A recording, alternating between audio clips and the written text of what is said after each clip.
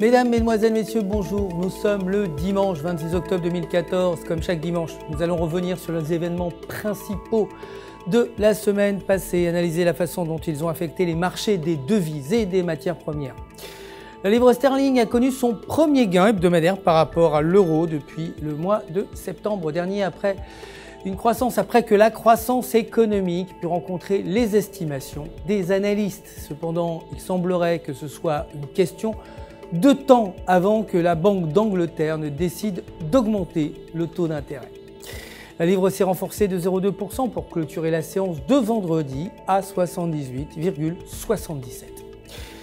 Le dollar américain, de son côté, a affiché son premier gain hebdomadaire en 3 semaines suite aux craintes que la propagation du virus Ebola pèserait sur l'économie avant la réunion de la Fed. Tous les signes montrent que l'année prochaine, il y aura un rallye majeur du dollar, similaire à celui de la fin des années 90.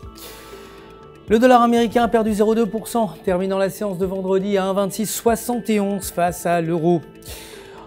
En ce qui concerne les matières premières, le cours du pétrole continue de baisser suite aux spéculations qu'une baisse de l'approvisionnement en pétrole en provenance d'Arabie Saoudite ne soit pas considéré comme un signal pour réduire la production de pétrole.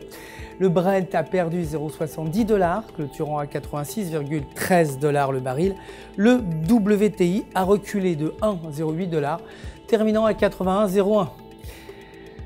Le cours de l'or s'est apprécié suite à la décision de la Fed que le ralentissement des économies outre-mer représente un risque pour l'expansion américaine. Le cours de l'or s'est renforcé de 0,2%, clôturant à 1231,80 $ l'once. C'est la fin de notre résumé des actualités financières de la semaine passée. Notre prochain rendez-vous, vous le savez bien sûr, c'est demain matin pour le début de la semaine de trading avec les dernières actualités des marchés.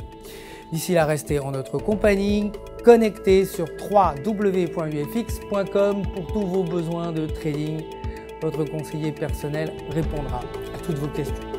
Le centre d'assistance du FX se joint à moi pour vous souhaiter une excellente semaine de trading.